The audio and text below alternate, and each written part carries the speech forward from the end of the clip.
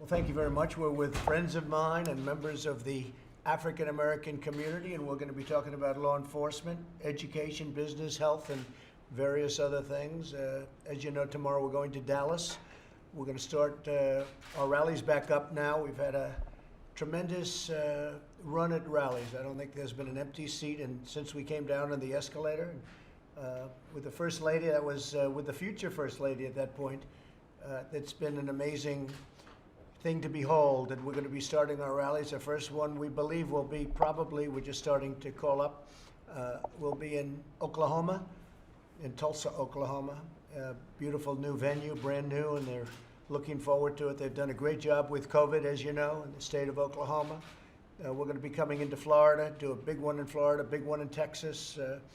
They're all going to be big. We're going to Arizona. We're going to North Carolina at the appropriate time. The governor's a little backward there. He's a little bit behind. And unfortunately, we're going to probably be having no choice but to move the Republican convention to another location. That'll be announced shortly, but we'll have no choice. We wanted to stay in North Carolina very badly. We love it. It's a great state I won. Many, many friends, many relatives, frankly, that live there.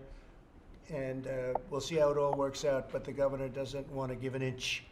And what he's doing is losing hundreds of millions of dollars for his state. But we'll probably have no other recourse but to move it to another state. We have a lot of states that want it: Texas, Georgia, Florida. We have many, many states that want it, but we've given them everything we can. North Carolina, special place, but I think we're going to probably end up giving you an announcement pretty soon. We are doing well in so many ways. You see what's going on with NASDAQ. We just broke another record yesterday. Some good news came out of the Federal Reserve today. I think some very good news. We're really doing a financial comeback. The jobs numbers were fantastic. Now we'll have some other job numbers come up over the next few weeks, and we'll see how that goes, but I think it's really good, and we're on our way to a very big comeback. I'd like to ask some of the folks that I'm with today to say a few words. They've been really supporters and friends of mine. They understand life. They understand, I think, the black community better than anybody I know. And I will tell you, Ben Carson is an example of exactly what I'm talking about. He's been my friend from the first day we met, I think. And we were opponents, but we were never really opponents. Ben is a very exceptional guy. He's done a fantastic job at HUD.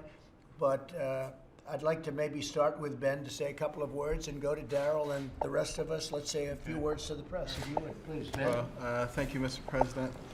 We're here obviously to talk about some of the concerns in the black community that have risen to a point that people all around the world are making their voices heard. This is an opportune time to do something about it because this administration has already established a record of actually solving problems that other people just talk about and have talked about for many years. And I am delighted, Mr. President, that you have made it a priority to solve this problem. And we're all going to be helping with that process. There are many others out there, people of goodwill. You know, there's some who just wait for anything to criticize it. But there are actually some people who actually want to see a solution. And I've had a chance to talk to many of them. We'll continue to do that, put forth the kinds of programs that actually get people out of poverty, not things that just keep people stable in poverty and happy in poverty. We want to change that whole dynamic. And I think some of the things that have already been done, we will get back to those quickly. You know, this was an intentional stopping of the economy, of an amazing economy. The fundamentals of that economy are still in place. We will recoup that and we will move further on. And your philosophy, of course, has been that a rising tide floats all boats. And that's why you don't spend a lot of time with identity politics. We want everybody to be successful, Right. And we're going to do everything we can to help you do that. Well, as I've been saying, Ben, I think that the economy will be, next year, will be maybe the best it's ever been. You can already see it with the stock market, how it's been going up, because you have a lot of smart people that are betting on exactly what I'm saying. The stock market is almost as high as it was prior to the plague floating in from China. It was a plague that floated in from China. Now they're learning that it may have been much earlier, which bears out exactly what I've been saying. You saw that word yesterday, that it may have come in a lot sooner than we were told. A friend of mine is Darrell Scott, and he's a great guy, and he's got a tremendous heart. At the same time, he's a tough cookie. I think that's what maybe attracted me to him. Unfortunately, I didn't get attracted to the good parts, but that's a good part too. Darrell, say a few words, please. We're here today, and thank you, Mr. President, for allowing us to come. Our nation is at a juncture where we're facing another challenge, but this administration has become used to challenges. It's been one challenge after another, and we've pressed pause, but we're ready to press play now and continue in the positive initiatives regarding the black community. You know, Mr. Trump called me in November of 2016, right after the election, right after he won, and he said to me, "What do you want?" And I said, "What do you mean?" He said, "Well, I mean, you've been working real hard. Is there anything that you want?" And I said, "I want to be a liaison from the black community to the Trump administration and a liaison to the black community from the Trump administration." Since then, we worked on criminal justice reform, we've worked on urban revitalization, prison reform, a number of initiatives that are HBCUs, a number of initiatives that are proactive towards the black community. And here we are now, and we're facing another challenge, and we're going to come up with some great solutions to these problems that are confronting this country. And I'm just glad to have a seat at the table and to have my input received. Well, your input's been very important, Darrell. You know that. And it is true. I've known Darrell a long time. He didn't want anything. What he wanted was just to have a voice so he can make certain positions known. And he's done that very well, better than anybody I can think of. Another great voice in the black community is Wayne. Wayne, you've been my friend for a long time. Wayne Dupree. His show is a phenomena. It's a great success, and people listen and they respect what you have to say. Go ahead, please. Well, my name is Wayne Dupree. I met President Trump when he was a businessman. As a matter of fact, he's given me 5 interviews, 2 of them in person, 3 on the phone. And when you're talking about somebody who is not with the mainstream media, somebody who just has a small voice but has a desire to make changes with his voice, to reach out to a billionaire in New York, and without hesitation, he gave me those interviews. And I think he's a natural leader.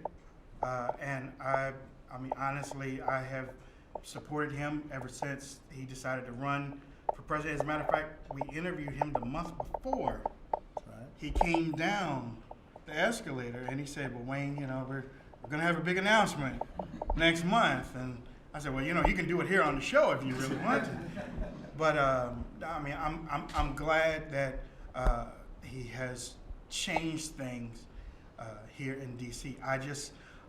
But my daughters and my son and my family, they want to see a lot more positive things coming from the White House. They want to see your leadership, and they also want to see things change for the better in this country. I know you can do it. I know you can do it. We'll do it. We'll do it, Wayne. Go ahead, please.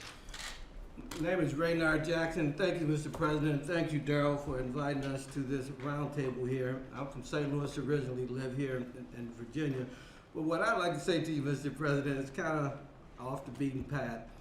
I'd like to say to all the media assembled here that I wish they would quit lying about what you've done specifically for the black community. So you got radical liberal journalists like Joy Reid from MSNBC, Don Lemon from CNN, Roland Martin, who are putting more poison into the black community than any drug dealer, who are killing more black folks than any white person with a sheet over their face. How are they doing it? Spreading these lies about the economy you had, Mr. President, before the virus was a continuation of Obama. That's just factually not true. I have a degree in accounting. I keep up with the economy.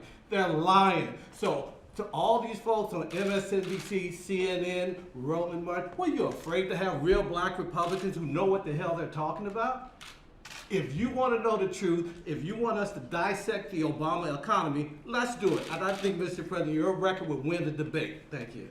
Thank you very much. And you know, it's interesting you say that, but you go down a list of criminal justice reform and all of the things we've done, opportunity zones, the best unemployment rate in the history, just before the plague came in. And it's going to be back again soon. I think it's going to be back again a lot sooner than people think. I think last week was a reflection of that, the jobs numbers. But you look at all of the things we've done. We've now worked on prison reform, so important, and so many other things. But when you look at the economics, when you look at how well the black community has been doing under this administration, nobody's done anything like we've done. And a big thing is criminal justice reform. I keep hearing about, oh, criminal justice reform, and everyone's trying to take the credit. And that one, I will say, we will take the full credit because they couldn't have done it without us. And I'm not sure, frankly, that the previous administration tried. They may have, but they certainly couldn't get it done. And the people that came into my office really asking very nicely for help. These are not people that are supporters of mine. But once we got it, they took the full credit for themselves, and that's okay too. But we got done criminal justice reform and all of the other things. I think that one of the elements that people aren't talking about are the opportunity zones that we did with a great senator, your friend from South Carolina, right? We did it with Tim, and it was his idea, and it was a big idea. It was a bold idea, and it's worked much better than in our wildest dreams. We couldn't have thought that was going to happen. So we did many things, and we're going to continue to do many things. One of the elements that I talk about is, and I was telling this to Darrell before, that 42, 44 people would come to see me every year. The heads of the historically black colleges and universities, and they would come up here, and I got to actually know them. And the first year they came, I thought it was a normal meeting. They were asking for a lot of money, which they were having a hard time getting from previous administrations, and we got it for them. The next year they came back, I said, well, what are you guys back for? He said, well, we want the money again. I said, aren't we working long-term deals? No, we got the money. And then the third time, I said, I see you come. So they made you for years, many years, for decades. They had to come back, keep coming back, keep coming back. Not like a lot of others where they get it. And they kept coming back and asking for money. And I said, what's this all about? Why do you have to come every year? Why don't we make a longer term deal? And we made, I think, a 10-year deal. And they're all funded up and they're all set. And that's historically black colleges and universities, and they play a tremendous function. I got to be friendly with some of them. I won't tell you what some of them said, how bad it was about the past administration and past administrations. But they were treated very, very badly, and I treated them very good. So they don't have to come back. I said, the only bad thing is I won't see you people anymore, maybe for a long time. And they were okay with that. You know, now they can focus on what they really do, which is education. So we've done a lot for the black community, and we've done a lot for all communities, and it's a great honor to have you folks with us, and thank you very much. Did you have anything to say, by the way, fellas? Yes. Sonny? Right down here. Go ahead. Sonny Johnson? So, my name is Sonny Johnson. I'm a host of Sonny's Corner. I'm probably the most Trumpish out of everybody in this room, so you're gonna have to forgive me. The black community is not doing okay. Like, I understand the perspective and the desire to put out this talking point, but it's not, okay? And I can do it in a simplistic way of just saying, what are the first things you did when you first came into the presidency? The very first things you did was like remove regulation and taxation at high levels. Think about the black community that has been under democratic rule, progressive rule for 60 years. How many rules, how many regulations, how many different forms of taxation are on the books in those areas that are preventing our communities from actually being able to see sustainable growth that we can keep and get ourselves out of this threat of generational poverty? We are not okay when it comes to things like education, because we are not able to get quality choice into our communities because we don't have any position or power our school boards to be able to fight for those things, and not just to get charters in, but to also bring some kind of reformation to the public school system as it stands too. So yes, as well as criminal justice reform and a lot of other things, as well as health and things we could put down the list. All of these things have been under Democratic control for 60 years. And they are not going to change until we have a Republican Party that is willing to go into these communities and actually offer a choice to these people about how we can do things differently. Because the way it is structured now, the only choice that we get is left or either further left. And we're not getting the opportunity to actually vote on what we look at as conservatism equally applied. The very basic economic principles that we on the right say are significant in our success and seeing the success in our country, those are not being offered at the local level in Black communities. So basically, we're asking to grow out of concrete, because we don't have the fertile soil in these areas to make everything flourish and bloom the way my generation would like to see it. So I think the numbers and statistics about my generation are not going to be out for 20 years. You're not going to see that we have started to change the dynamic within families. We have started to change the dynamic within marriage. We have started to change a lot of the negative dynamics that are still brought up in statistics today involving us. Our generation is working on making sure those things change. And nobody looks at us and sees the power we have to be effective in making change this generation, and not just waiting for the next layer of statistics to come out. So until we can actually get an honest dialogue on the right out into the ether, then you're going to keep on having, the fake news media spread lies, because we aren't there giving another choice as to how these things could be done. And it's going to continue to go left if we aren't there giving an option to make it go right. And that's like the biggest thing that we're having trouble with on the right, is like understanding how government works. We are a republic. That means local government has the most power over citizens' lives, as well as how to take that and put it into a cohesive message that can be spread to the Black community that will already engage upon what we already know. If we looked at like the photos of you before you became president, and you were taking pictures with Snoop, and you were taking pictures with all the icons of hip hop. You did that, I think, and you could tell me if I'm wrong, but you did that because you saw capitalists, you saw branders, you saw entrepreneurs, you saw people that were willing to take a chance and make things grow.